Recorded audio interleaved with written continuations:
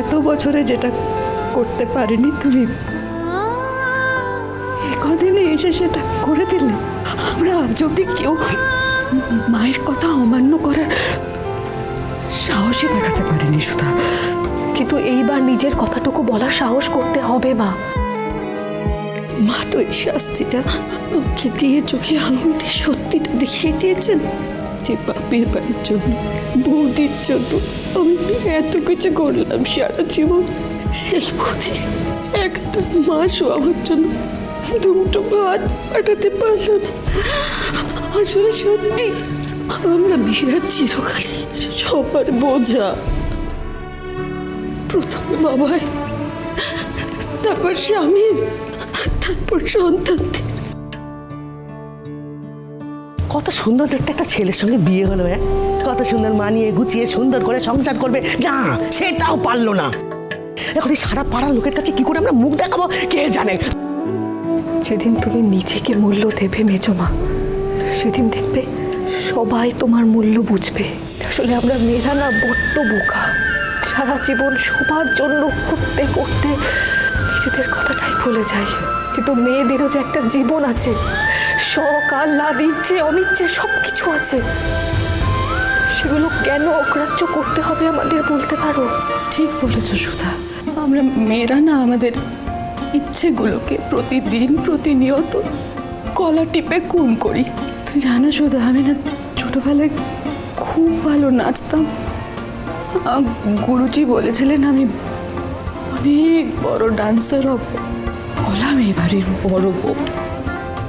তখন থেকে সব শেষ। আমিও ইংরেজি শিখতে চেয়েছিলাম, তোমার দেওরের মনের মতো হতে চেয়েছিলাম, কিন্তু পারলাম কই বলো তো? এবার পারবে, কথা দিচ্ছি।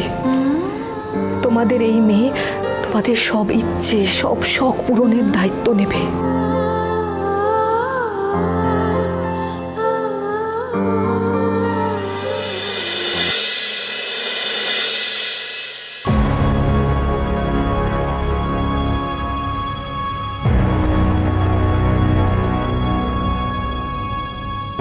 দিদি ভাই, আমার খুব ভয় করছে, যদি কোনো বড় অশান্তি হয়। শোন মেজ, রোজ যে অশান্তি আমাদের মনের মধ্যে চলছে, আর যদি এই অশান্তির ধাক্কায় সেটা মিটে যায় না, তবে তাই হোক। পকেট ডাল আর আলু পোস্ত দিয়ে না খেলে দুপুরবেলার খাওয়াটা তো জমেই না। আর ওই একটা কাজই তো পারেও, নাহলে ওর সঙ্গে ওই আমরা খাটের ঢেকির তো কোনো পার্থক্যই নেই। মেজো খোকা, খাওয়ার সময় বসে ওইসব টিটকিরি কাটা কথা বলবে না, চুপচাপ বসে খাও। মেজো বৌদি, তুমি কোনো চিন্তা করো না। মেজদা তোমাকে যাই বলুক না কেন, সব সময় জানবে আমি আর বড়দা তোমার রান্নার কিন্তু দারুণ ফ্যান। আমি তো সবাইকে বলি আমার মেজো বৌদির হাতে আলু পোস্ত আর ইলিশ মাছ ভাপা, বুঝলি, আর বড় বৌদির হাতে কষা মাংস আর ইঁচড়ের কোপ্তা, এবার অমৃত, মুখে দিলেই একেবারে। বাবা,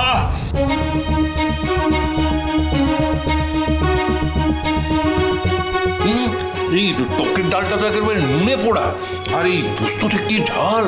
দাদা মাছটা দেখি। এ বাবা, এটা ইলিশ ভাপা হয়েছে, হালকা নুন নেই, মুখে দেওয়া যায়। কি রান্না করেছো তুমি?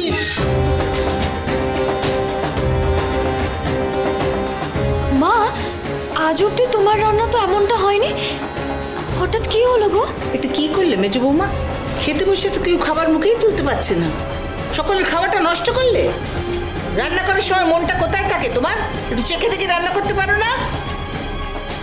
ঠাম্মি, মেজমা কিভাবে চেখে দেখবে? আপনি তো মেজমাকে শাস্তি দিয়েছেন, এই বাড়িতে 1 মাস মেজমা খাবে না।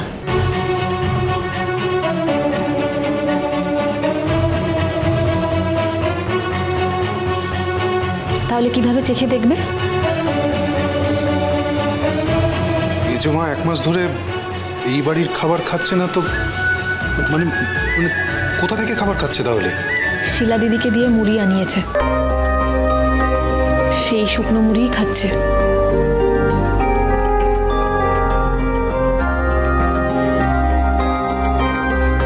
আজ রান্নায় সামান্য নুন মিষ্টি ঝাল এদিক ওদিক হয়েছে বলে কেউ খেতে পারলেন না।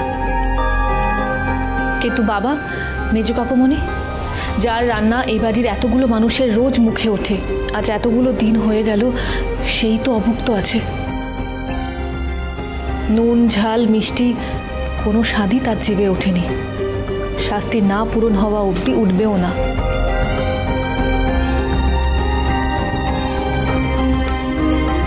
আমি আর খাবো না ঠাম্মি, আমার খাওয়া হয়ে গেছে।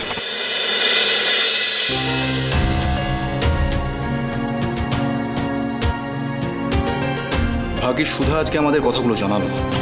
দিনের পর দিন মেজো বৌদি কিছু না খেয়ে আছে, আর আমরা দিনের পর দিন তারই হাতে রান্না করা এই সব ভালো ভালো খাবারগুলো খাচ্ছি। না না, এই অত্যন্ত অন্যায়। মেজো বৌদি, এই মুহূর্ত থেকে আমি, তেজ, সমুদ্র, আমরা কেউ কিচ্ছু খাবো না। আমরা সবাই তোমার সঙ্গে আছি, আমরা সবাই মুড়ি খেয়ে থাকবো। যতদিন না তোমার শাস্তি শেষ হচ্ছে, আমরা কেউ কোনো ভালো খাবার মুখে তুলব না। দাঁড়াও, কাউকে উঠতে হবে না, সবাই বসো যে যার জায়গায়।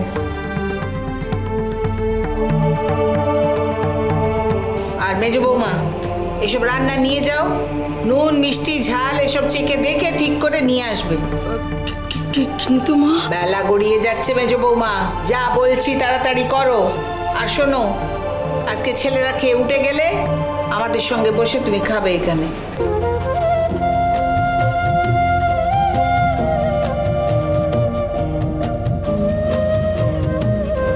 যাও।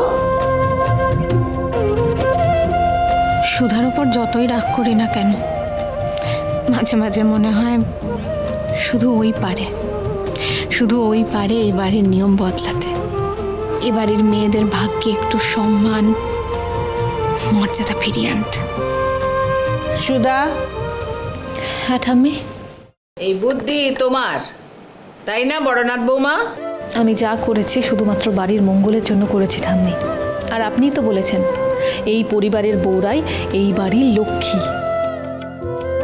এবার তারাই যদি অভুক্ত থাকে তাহলে কি করে এ বাড়ির মঙ্গল হবে,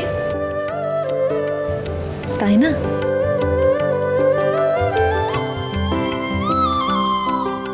আজ তোমার বুদ্ধির কাছে কানন দেবীকেও হার মানতে হলো বড়নাথ বৌমা।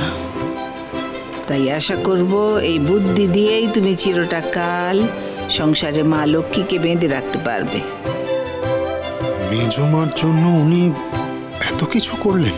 মাঝে মাঝে কোন সুধাকে দেখি আমি, যার সাথে আমাকে ঠকানো মিথ্যে বলা সুধার কোনো মিলই নেই।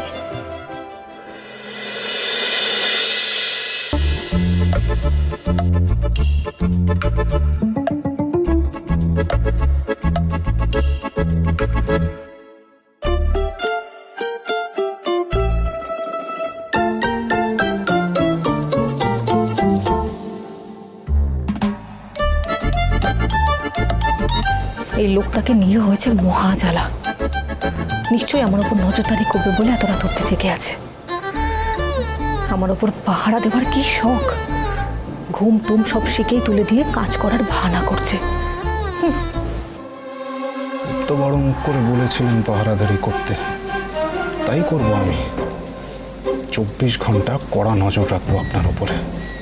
দেখি না আমার চোখ এড়িয়ে কোন প্রদীপের জিন টাকা এনে দেয় আপনাকে।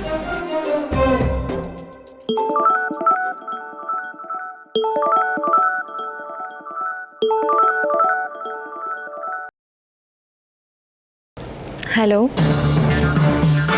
এত রাতে কে ফোন করে ওনাকে?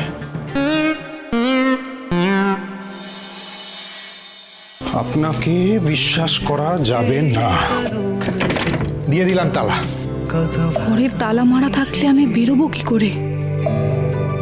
যে করে হোক ওনার কাছ থেকে চাবিটা নিতেই হবে। তুমি বৃষ্টি চেয়েছো বলে কত মেঘের ভেঙেছি মন, আমি নিজের বলতে তোমার চেয়ে